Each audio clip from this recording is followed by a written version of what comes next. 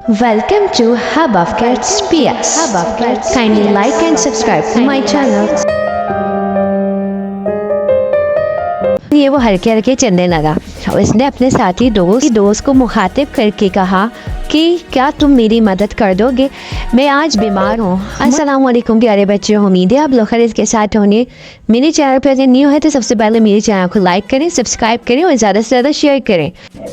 खुदगर्ज घोड़े की कहानी। आज की जो कहानी है उसका टॉपिक है खुदगर्जी। तो आइए कहानी सुनते हैं। एक दफ़ा का जिक्र है कि एक गांव में एक ताजिर रहता था। उसके पास 2 घोड़े थे। वो अपनी तिजारत का सामान मार्केट तक उन घोड़ों पर रखकर ले जाता था। एक दफ़ा उसने उन दोनों घोड़ों पर सामान डाल दिया और मार्केट के लिए चल पड़ा। एक घोड़े पे उसने ज़्यादा सामान डाला और एक पे थोड़ा कम डाला।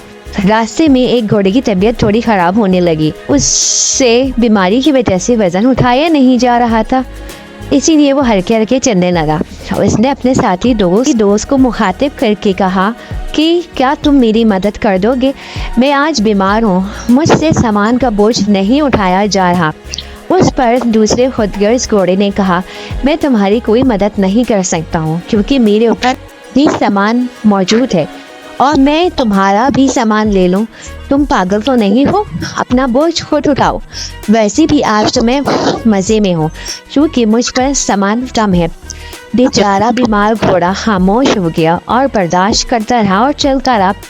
अचानक उसका पाँव एक पत्थर से टकराया और वो सामान समेत गिर पड़ा और वो पत्थर घोड़े के सर पर लग गया और वो मौके पर ही मर गया और सामान सब गिर गया।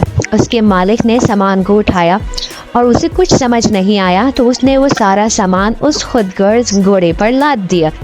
अब तो उस घोड़े के पास कोई ऑप्शन ही नहीं बचा था, उसे डबल वज़न उठाना पड़ा, एक अपना और एक उस घोड़े का भी। उसने सोचा कि काश मैं उस घोड़े की मदद कर देता तो आज ये सारा बोझ मुझे अकेले ना उठाना पड़ता। प्यारे बच्चों, इस कहानी से हमें जो सबक मिलता है वो ये है कि हमें मुश्किल वक्त में हमेशा दूसरों की मदद करनी चाहिए क्योंकि खुदगर्ज लोगों को अल्लाह ताला भी पसंद नहीं करता। कहानी पसंद आई हो तो मेरे चैनल को लाइक करें, सब्सक्राइब करें और ज़्यादा से ज़्यादा शेयर करें और वीडियो को फुल वॉच करें।